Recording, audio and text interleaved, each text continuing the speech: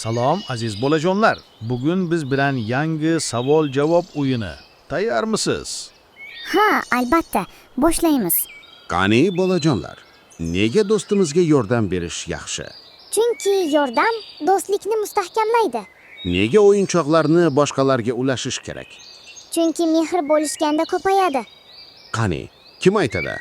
Nega kattalar ishiga aralashmaslik kerak? Chunki ular bizdan ko'p narsani biladi. Nega dars vaqtida jim bo'lish kerak? Chunki boshqalar ham o'rganishi kerak. Qani bolajonlar, nega yangi do'stlar o'rtirish yaxshi? Chunki do'stlar hayotimizni yanada chiroyli qiladi. Nega qiyinchilikdan qochmaslik kerak? Chunki u bizni kuchli qiladi. Qani, kim aytadi?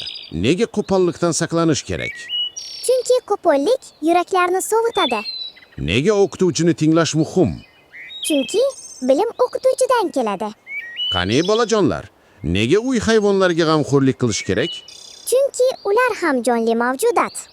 Nega boshqalarning fikrini tinglash yaxshi? Chunki har bir insonning fikri qimmatli. Qani bolajonlar, nega o'qishni tashlab qo'ymaslik kerak? Chunki bilim kelajakni yoritadi. Nega o'yin maydonida tartibga rioya qilish kerak? Chunki hammaga qulay bo'ladi. Qani, kim aytadi? Nega sabr qilish muhim? Chunki sabr bilan hamma narsaga erishish mumkin. Nega yaxshi so'z ishlatish kerak? Chunki yaxshi so'z ko'ngilni ochadi. Qani bolajonlar, nega xonani shamollatish kerak? Chunki toza havo sog'lig'imizga foydali. Nega qoidalarga amal qilish kerak? Chunki qoidalar bizni himoya qiladi. Qani, kim aytadi? Nega ko'p televizor ko'rmaslik kerak?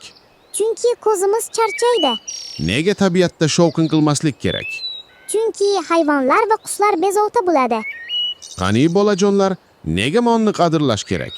Chunki non mehnat mevasi. Nega kichiklarimizga yaxshi o'rnak bo'lishimiz kerak?